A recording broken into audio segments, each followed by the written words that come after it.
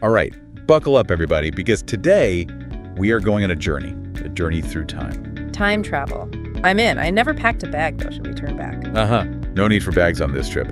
But get this, October 11th, just a regular old date on the calendar, right? Seems like it, yeah. But not so fast. This date, it's got some serious historical baggage, my friend. Oh, I'm intrigued. You know I love a good historical deep dive. Lay it on me. We're talking sieges, kings going rogue, and even the birth of a transportation revolution. Okay, now you've got my attention. Those are some seriously unconnected events. Exactly, and all on October 11th, so strap in, because today we're diving deep into the how and the why behind these events and asking the big question, what if things had gone sideways? Could October 11th have changed the world as we know it? That's what we're here to find out. Let's do it. First stop, 1187 AD, Jerusalem. The Siege of Jerusalem, to be exact. Expert, set the stage for us. Picture this. We're in the heart of the Crusades. It's a religious pressure cooker, right? Christians versus Muslims fighting for control of the Holy Land. And in the middle of it all is Jerusalem. And not just any city. Jerusalem. A city sacred to both faiths. Talk about high stakes. You got it. And into this power struggle strides Saladin, a Muslim military leader, a brilliant strategist. And he's got his eyes set on Jerusalem. So what happens? Does he just, storm the city with everything he's got? Not quite. Saladin, he's a smart guy. He knows a long, drawn-out siege. It's brutal, it's costly. So he tries a different tactic. He surrounds the city. A show of force. Exactly. Look at the size of my army. You really want to mess with this? And let me tell you, it worked. The Christians inside, they see this massive force. They realize they're outmatched and they surrender. But here's the thing about Saladin. Even in victory, he showed incredible mercy. Mercy. In the middle of a religious war. I know, right? Almost unheard of back then. But Saladin, he allowed the defeated Christians safe passage out of Jerusalem. Wow. Talk about taking the high road.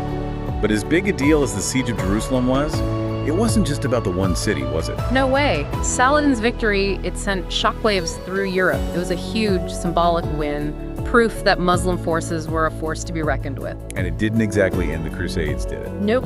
If anything, the loss of Jerusalem just added fuel to the fire. More crusades, more conflict, all stemming from that one event. It makes you wonder, what if Saladin hadn't won? History as we know it could be completely different. And speaking of power shifts, let's jump ahead a few centuries to 1531, another October 11th, another pivotal moment in history. This time we're in England with King Henry VIII, a man who knew a thing or two about power. And wives. Don't forget the wives. Right, of course. But this isn't just a story about a king who enjoyed being married. This is about a power struggle that would change the face of religion in England. It's the story of Henry VIII and his quest for, well, a divorce. Technically an annulment. He wanted his marriage to Catherine of Aragon to be like, poof, gone, never happened. And just to be clear, this wasn't just like, oh honey, I don't think it's working out. This was a big deal. He needed the Pope, the head honcho of the Catholic Church, to sign off on this. Exactly. But the Pope said, nope, not happening. And Henry, well, he wasn't exactly known for backing down from a challenge, so he took matters into his own hands. October 11th, 1531, he made a move that would change England forever. He broke away from the Catholic Church and started his own, the Church of England. And just like that, he was the head honcho. You got it. Talk about a power move. And the aftershocks of that decision were huge. Monasteries closed, church property seized. It was a total religious shakeup. And all because one king wanted an annulment. It's wild. And think about it. That break from the Catholic Church, it paved the way for the rise of Protestantism, which means that decision is a big reason why we have so many different Christian denominations today. Wow, the butterfly effect in action. Okay, last stop on our October 11th historical tour.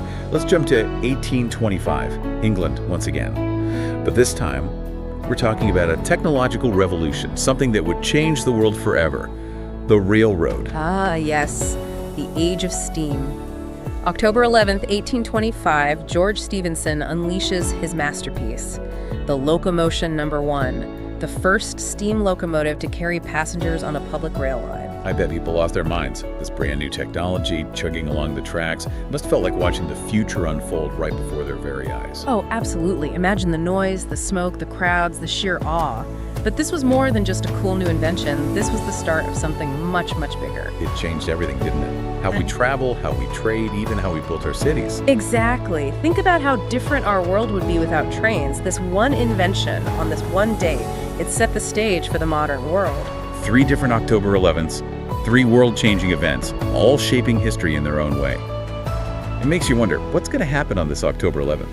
Maybe we'll have another earth-shattering moment for the history books. Who knows? That's the beauty of it. We never know what seemingly insignificant day might become a major turning point in history. Well, that's all the time we have for today. But keep your eyes peeled and your ears open. History is happening all around us, even on a day that seems as ordinary as October 11th. Smash that like button. Please subscribe. Exactly. We're going to see what makes those effective or not so much. Thanks for tuning in to History Pod channel.